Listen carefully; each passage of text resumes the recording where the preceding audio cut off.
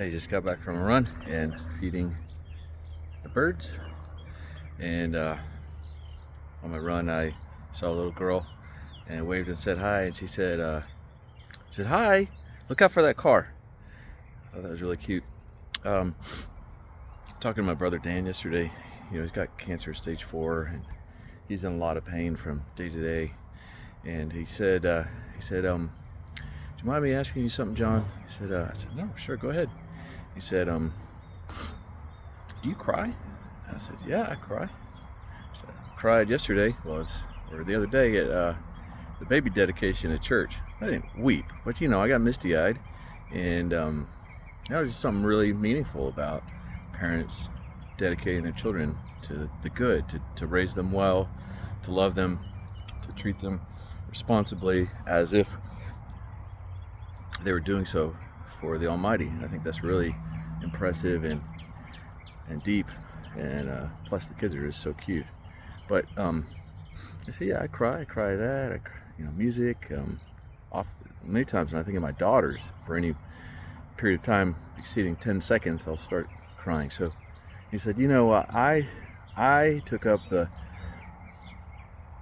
practice of listening to music and watching videos and reading things that put me in my feelings, essentially. And he said about a week of that, and I started to wear them on my sleeve. And he said that just feels so good to me. He said, and it feels like such a liberation after the way he'd spent most of his life, kind of numbing his emotions with all sorts of things.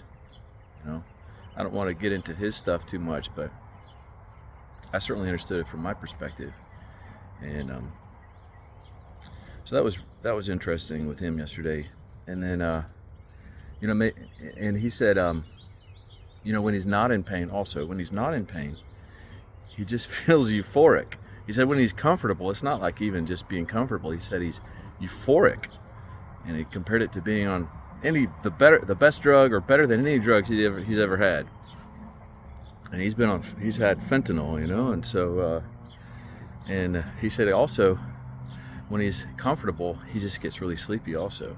And I said, Dan, I think it's because you're so amped up.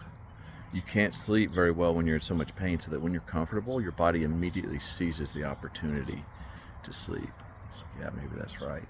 And I said, that reminds me of this patient I had just this week, who she was so anxious, exceedingly anxious. New mom.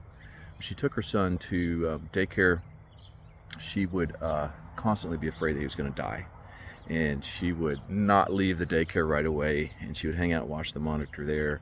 If she finally did leave, she would watch the monitor on her phone. When she got home at night, she would have to check everything around the house. She's a firefighter, and she would have to check everything: the stove, the doors, her son's crib, everything. And then finally she would get into bed, and then she would have to lie there staring at the ceiling while she went through a mental checklist of all the things she would have to do if her husband died before morning.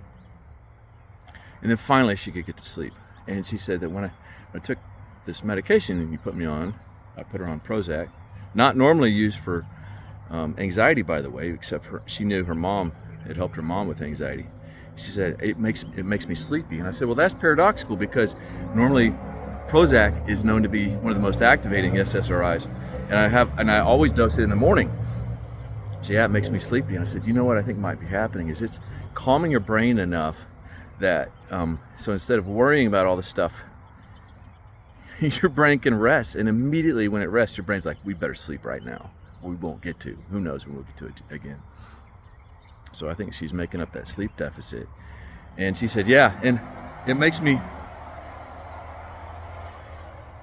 People, put mufflers on your cars, please. Thank you.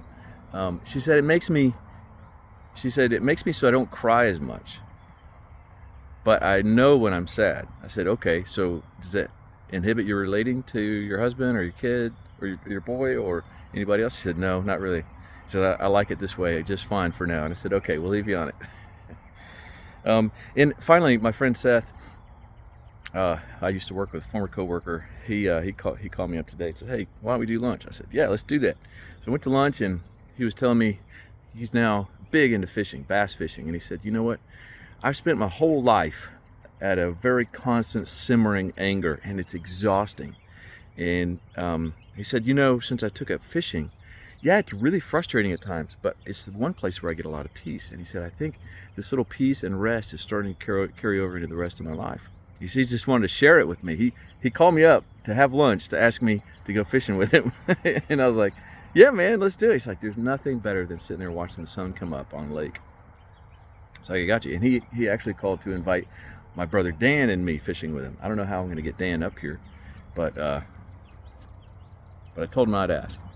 So I asked him. I'm waiting to hear from him. But anyway, he said, he said, there's so much that goes into planning, preparing, scouting it out, researching. He said, it's like so much work that goes into it, and you get it. And I even like that part. And I said, you know what? It reminds me, all this chaos in life, and this allows you to focus with utter, to the exclusion of all the chaos and everything outside and all the angry thoughts inside, and it gives you a little break.